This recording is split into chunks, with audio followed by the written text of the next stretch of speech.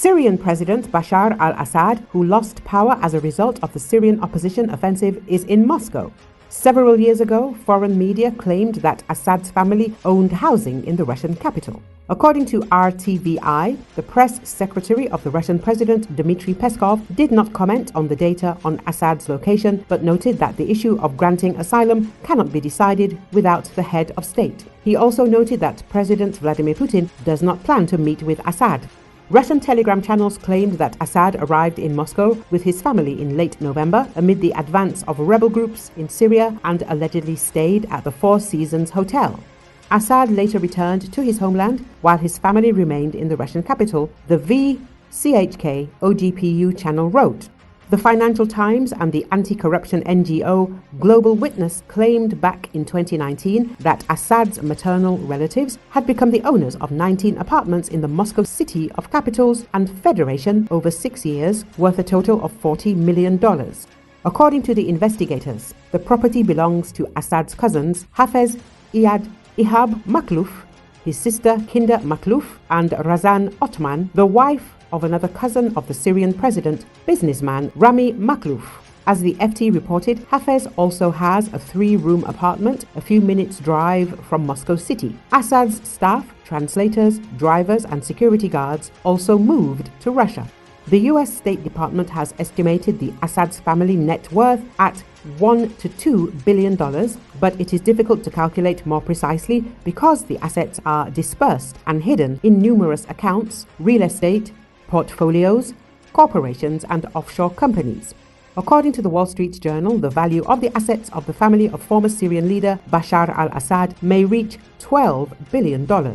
At the moment, an international hunt has begun for the funds of the family of the former president of Syria, but it will be very difficult to find and freeze them. As the Wall Street Journal wrote, Bashar al-Assad and his late father, Hafez al-Assad, used relatives to hide capital in other countries. There will be no cozy dinners in the Kremlin, but Bashar al-Assad may still be sipping champagne and eating caviar in his new life of luxury in exile, the Telegraph says. Alex Younger, the former head of Britain's MI6 intelligence agency, suggested that Assad and his family would instead face a dramatic deterioration in their living conditions compared to the luxury they had become accustomed to in Damascus. Younger explained that Russia had a far more important priority, which is Ukraine.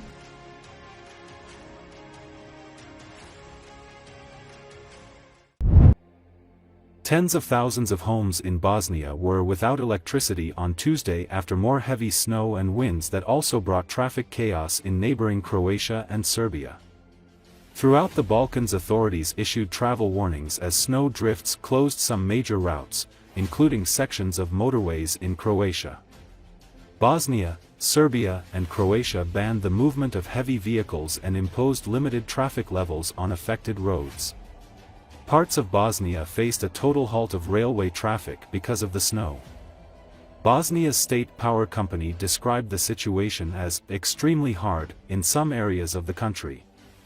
The weight of heavy, moist snow brought down distribution lines which are hard to access due to snow drifts, the company said in a statement. Regional N1 television reported dozens of vehicles were stuck in the snow for 10 hours in western Bosnia overnight before they could continue. Authorities in the nearby town of Drvar declared an emergency while struggling to clear snow. The town's municipal council president Jasna Pekanak told the Drvar radio that the town has been cut off. "Many of our residents are stuck in the snow," she said. "The situation is very hard as the snow continues to fall."